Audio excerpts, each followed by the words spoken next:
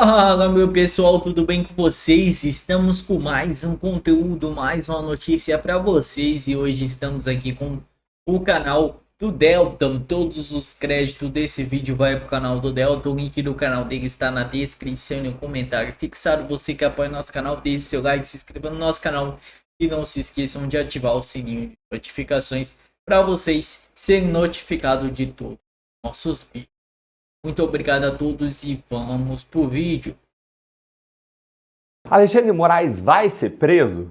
Vou desmembrar essa pergunta em duas perguntas. Em primeiro lugar, Alexandre de Moraes deveria ser preso? Quando a gente faz uma análise técnica da prisão de alguém, a gente tem que conjugar dois fatores de um lado com um de quatro fatores do outro lado. Vamos analisar juntos? Primeiro, prova de materialidade e indícios de autoria. Você tem prova de que Alexandre de Moraes praticou um crime e tem indícios de que ele é autor?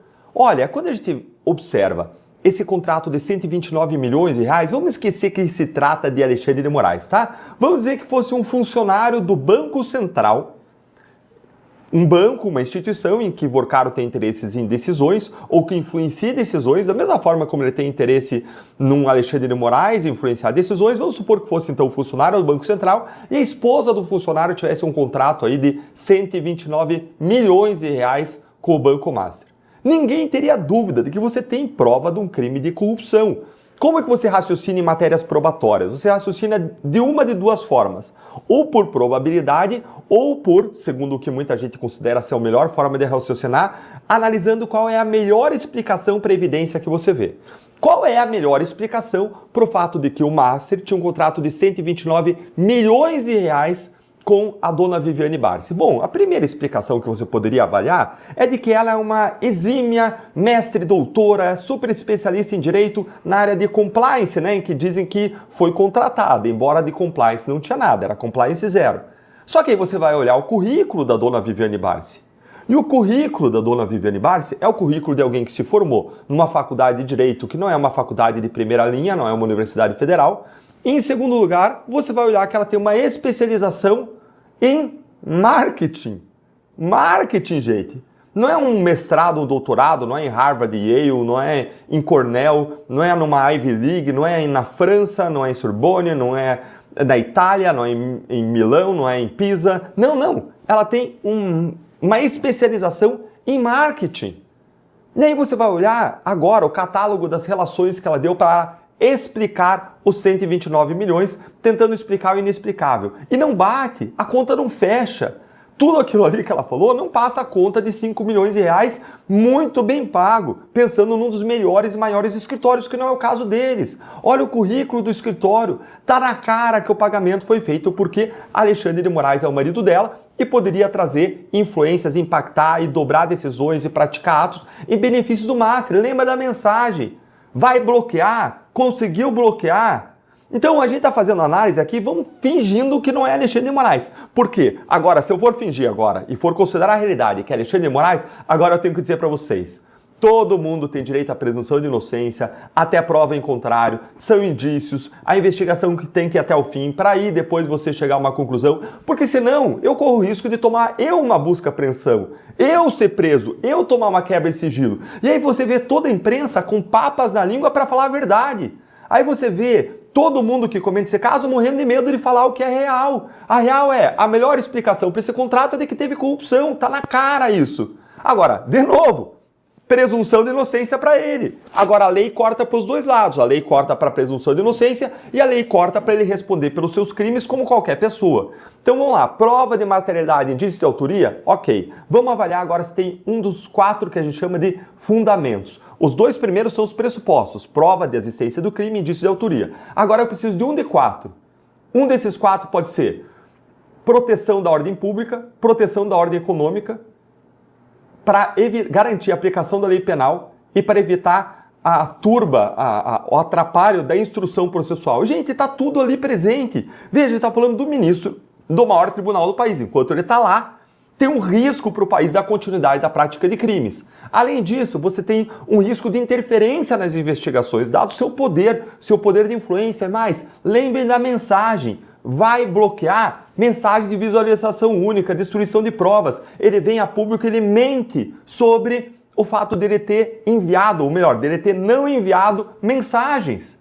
Então você tem aí todos os requisitos de uma prisão preventiva. Se não, vamos ser francos, realistas, vamos ser transparentes aqui. Se não fosse o senhor Alexandre de Moraes, essa pessoa estaria presa. Infelizmente, a gente vive ainda um dois pesos e duas medidas no Brasil. Agora, isso me traz a segunda questão sobre a qual eu quero conversar com vocês. A primeira é, deveria ser preso? E a resposta é positiva. A segunda questão é, vai ser preso? Vai ser preso? Não enquanto a gente tiver um Gilmar Mendes, um Dias Toffoli, não enquanto a gente tiver um ministro comunista com eles dando as cartas, não enquanto a gente tiver um Alcolumbre com o rabo preso, com investigações do Supremo, dentro de um esquema de compromisso de impunidade recíproca, dentro de um esquema em que não mexa comigo que eu não mexa com vocês. Aí você não vai ter a prisão. Agora, onde que nós podemos romper isso? A gente pode romper isso tornando a pressão insustentável. Hoje está sendo protocolado um pedido de impeachment, já vamos falar sobre isso, um pedido de impeachment aqui no Senado Federal por líderes políticos do país e a pressão da opinião pública pode virar o jogo, pode mudar essa realidade, especialmente a pressão sobre Davi Alcolumbre. Nós podemos trazer à tona, nós devemos trazer à tona tudo que Davi Alcolumbre fez. Ir lá no Supremo Tribunal Federal, ver as investigações, trazer tudo à tona até que se torne impossível ele não agir. Até que ele perceba que não agir é mais custoso do que ele agir, para garantir o seu próprio futuro, que ele não vá ser preso pelos malfeitos que ele cometeu e pelos quais ele é investigado lá no Supremo. E, pelo menos existem indícios, de que praticou uma série de crimes que são investigados hoje no Supremo e deverá responder por isso como todo ser humano debaixo da lei. Então nós precisamos agora pressionar. E se nós pressionarmos, esse jogo pode virar. Porque nunca a pressão foi tão grande. Porque você tinha antes a direita, hoje você tem direita, centro, você tem uma parte da esquerda. O PSOL já se manifestou contra esse escândalo, ou seja, você conseguiu abraçar um monte de gente, se espalhou muito a pressão por uma responsabilização dos dois ministros do STF, Alexandre de Moraes e Dias Toffoli, e a imprensa como um todo. Não mais apenas a imprensa que defende valores, princípios conservadores, mas toda a imprensa, a grande imprensa acordou. Agora a gente precisa mais do que isso, a gente precisa acordar o Brasil para que a população esteja nas ruas das redes sociais e nas ruas das cidades clamando por justiça, para que a gente não continue a ser governado por pessoas sobre as quais pesam fortes indícios de crimes gravíssimos de corrupção e de obstrução de investigação de organização criminosa. Olha, vai bloquear? Espero que dessa vez ninguém consiga bloquear e a gente alcance justiça e o impeachment dos ministros do Supremo. Você acabou de assistir a um comentário que eu fiz em um Estamos em Brasília protocolando o pedido de impeachment do ministro Alexandre de Moraes por corrupção agora. Eu, Jeffrey Chicchini, governador de Minas Gerais, Romeu Zema, e toda a bancada federal do Partido Novo no Congresso Nacional, estamos agora mesmo em Brasília para protocolar um novo pedido de impeachment contra o ministro Alexandre de Moraes. E dessa vez é diferente de todos os anteriores. Eu vou explicar isso para você agora. O que está em jogo nesse momento, gente, vai muito além daqueles abusos notórios do Moraes contra os direitos humanos da população. Agora nós estamos falando de crimes como indícios de corrupção, de obstrução de investigação de organização criminosa e são crimes gravíssimos. E tudo isso está fartamente documentado na investigação da Polícia Federal, especialmente na extração e na perícia dos celulares do Vorcaro, que já começou a revelar as mensagens trocadas entre ele, Moraes e Vorcaro. Como você sabe, coisas que, gente, em qualquer outro país do mundo minimamente civilizado teria feito Moraes ser investigado, sofrer busca e apreensão, bloqueio de bens, ter seu sigilo quebrado e até uma prisão preventiva. Isso só não aconteceu até agora porque ele é ministro do Supremo Tribunal Federal. Essa é a grande verdade. Todos os indícios, eles são devastadores. Contrato de 129 milhões de reais com a esposa do Moraes. Qual foi a contraprestação desse dinheiro todo? Nenhuma que justifique esse valor. Mensagem do Vorcaro pedindo para Moraes, conseguiu bloquear no dia da prisão. Moraes frequentando mansões de 300 milhões de reais do Vorcaro em Brasília e em Trancoso. Respostas do Moraes com mensagens de visualização única que se apagam. Isso não é apenas abuso de autoridade. Isso é possivelmente crimes de corrupção, de advocacia administrativa e de obstrução de investigação de organização criminosa. E pela primeira vez, nós temos as provas, nós temos perícias, temos o celular do Vorcaro periciado pela Polícia Federal, temos os registros das mensagens, temos cronologia. Nós mostramos nesse final de semana aqui no canal como que o Moraes mentiu sobre as mensagens, dizendo que ele não tinha trocado, não tinha recebido, inventando uma desculpinha de pastas.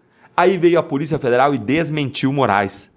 Acabou para Moraes, gente. Só a mentira no assunto dessa gravidade já é quebra de decoro para impeachment. E mais, o Supremo fez um escarcéu porque na Lava Jato um procurador e um juiz conversaram, o que é normal. Agora é o juiz e um bandido. Vocês entenderam isso? Um juiz e um bandido que dizia para o juiz que tinha acesso à investigação sigilosa, que não podia ter. Um bandido que no dia da prisão pediu para o juiz bloquear e que pagou para a esposa do juiz 129 milhões, mas não pedia ajuda para ela, contratada, e sim para ele. Por isso esse pedido de impeachment é diferente, porque agora nós não estamos apenas apontando abusos, nós estamos apontando possíveis crimes com provas técnicas.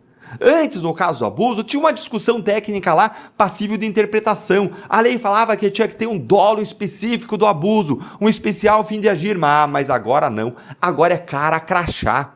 Em qualquer país do mundo minimamente civilizado, Moraes estaria afastado. O afastamento dele é essencial por várias razões. Primeiro, diante dos indícios de crimes gravíssimos, corrupção, vínculo com bandido, obstrução de investigação de organização criminosa. Segundo, diante da mentira descarada dele, da quebra de decoro. Terceiro, para proteger a credibilidade do Tribunal, do Supremo, para proteger as instituições. Não eram eles que falavam que precisava defender as instituições? Agora o ataque vem de dentro. Proteger a credibilidade do Tribunal, ou melhor, talvez o que resta dela. E se Moraes tivesse honra, ele renunciaria. Se ele tivesse preocupado com a credibilidade do Supremo, ele renunciaria. Quarto lugar, é preciso afastar ele para proteger a investigação, para impedir que ele use o seu poder para pressionar a polícia, o Senado, seja quem for, para existir um ambiente mínimo de isenção, de proteção para uma investigação poder ser tocada contra o ministro. E eu não estou nem falando, gente, dos 6 anos de abusos do Moraes. E o Senado ele não pode mais ignorar, ele não pode mais engavetar. O Brasil está assistindo, o povo está cobrando. Nós estamos aqui em Brasília fazendo a nossa parte, entregando nas mãos do Senado as provas de que Alexandre de Moraes cometeu crimes de responsabilidade. Agora cabe ao Senado decidir. Vai abrir o processo de impeachment ou vai se omitir diante dos indícios de uma corrupção escancarada? Eu acho que a gente precisa começar agora a tirar os esqueletos do armário de um alcolumbre omisso. Pegar os processos, as investigações do Supremo, trazer tudo à luz. E para as ruas das redes sociais e para as ruas das cidades. Pressionar. Impeachment já. Como brasileiro, eu não admito que nós sejamos governados por ladrões ou por pessoas... Fala, meu pessoal. CPI do INSS, convocados não comparecem e depoimentos são adiados. Presidente da comissão ameaça usar condição coercitiva. Agência Brasil.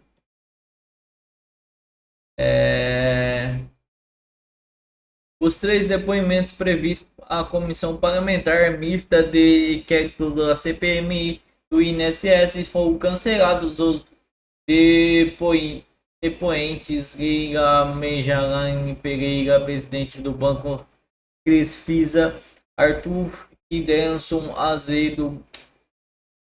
Azevedo, CEO do Banco C6 consignado, e o presidente da Darpren, Rodrigo Ortiz Alivion. A submissão informam por motivo de diversos que não compareciam.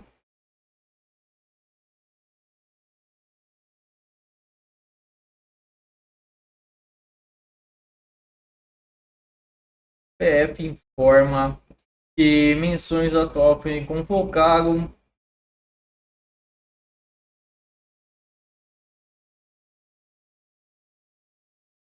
Pessoal, bom, essa foi a notícia que está acontecendo aí no nosso Brasil. Vamos aqui.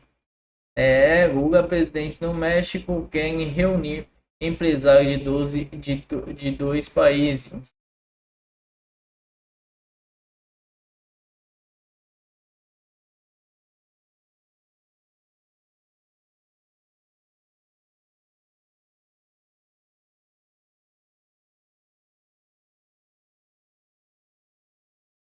Trump diz que levantará algumas das sanções de petróleo em plena guerra com Irã. Em plena guerra com Irã, petróleo que vai aumentar o petróleo. Pessoal, você aí que apoia o nosso canal, deixe seu like, se inscreva no nosso canal. Não se esqueçam de ativar o sininho de notificações para vocês serem notificados de todos os nossos vídeos. É muito importante seu comentário, a sua opinião, que ajuda os nossos vídeos a engajarem e chegarem para mais pessoas. Muito obrigado a todos e vamos para o próximo vídeo.